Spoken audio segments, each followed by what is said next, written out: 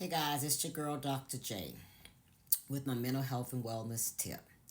So listen, the more I listen to people talk about trauma bonding, the more I learn how there is a very thin line between insensitivity and ignorance. And before you get offended, all of us have a level of ignorance, simply meaning that we don't know everything. So I've been hearing the whole concept of term about trauma bonding being thrown around. So I want to shed some light on trauma bonding. And this will be, as always, evidence based and peer reviewed. So I pulled today from Psychology Today, which is a publication that verifies those who post articles and talk about such things. So I want to talk from some information I pulled from Dr. Annie Tanna Surgan. And she is actually a certified clinical trauma and relationship specialist. And so here's what she says. And so this dispels all of the questions and think comments that people make all the time when they said, why didn't he or she just leave? Or if that was me, this is what I would do. Or they never paid any attention to the sign. Well, you heard Tina Turner sing it herself in her song, What's Love Got to Do with It? So here's the thing that is important for us to understand about trauma bonding, and that is the bond is created through a cycle of abuse and positive reinforcement. It's kind of like a hurt you, love you, and feel the need to be rescued by you type of relationship. Not only that, but when you think about trauma bonding, is that it justifies the abuser's action. If you're experiencing abuse, then this can be a way of self-soothing and reconciling with your situation. After they are abusive to you, then they buy you something nice, they say something sweet to regain that love. And so it actually puts you on what is known as an emotional roller coaster.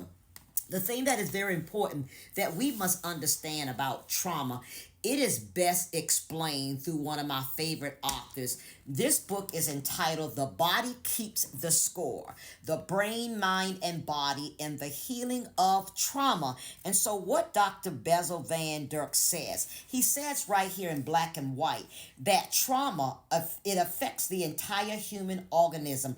That's the body, the mind, and the brain. So then we know that people who are experiencing trauma bonding, it has a very serious, deep psychological root. And so it's more than what you think when you always saying, well, why didn't the person leave? That's just like somebody being abductive as a child, and that abuser keep them captive, and then they punish them, and at the same time they end up rewarding them. And so it is a psychological effect that is taking place. I want to share a few things about how the cycle of trauma bonding goes. So here, Dr.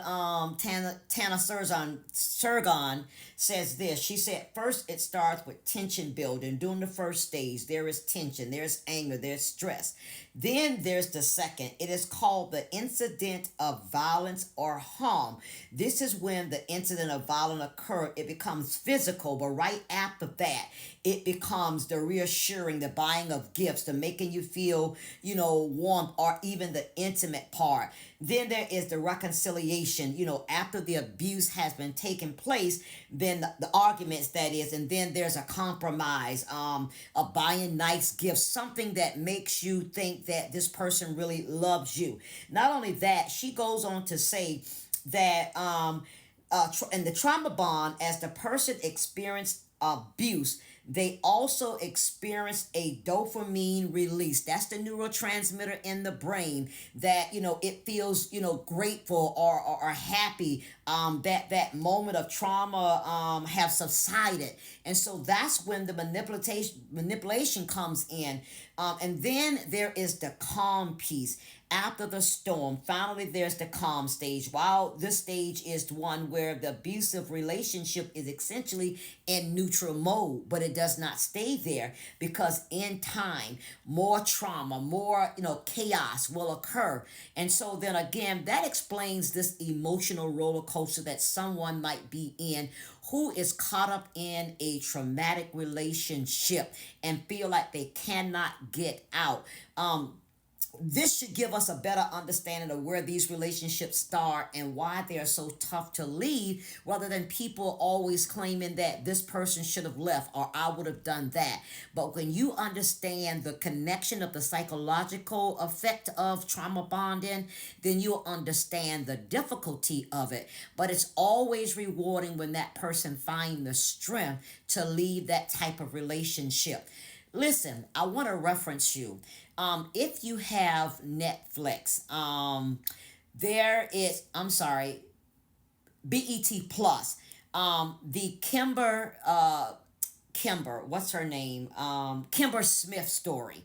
And so this is a new story on Netflix, and it depicts an awesome picture of what trauma bond looked like. Or you can go back yourself and watch Tina Turner movie, What's Love Got to Do with It, and that will give you an example of this trauma bonding, the love, hate, hurt, rescue type thing. And so then before we start talking about how easy it should be for people to get out, or start saying what we would have done, except we have experienced that, I am hoping that this content will offer you more insight in understanding exactly what trauma bonding is and how it is connected from a psychological space. From your girl, Dr. J.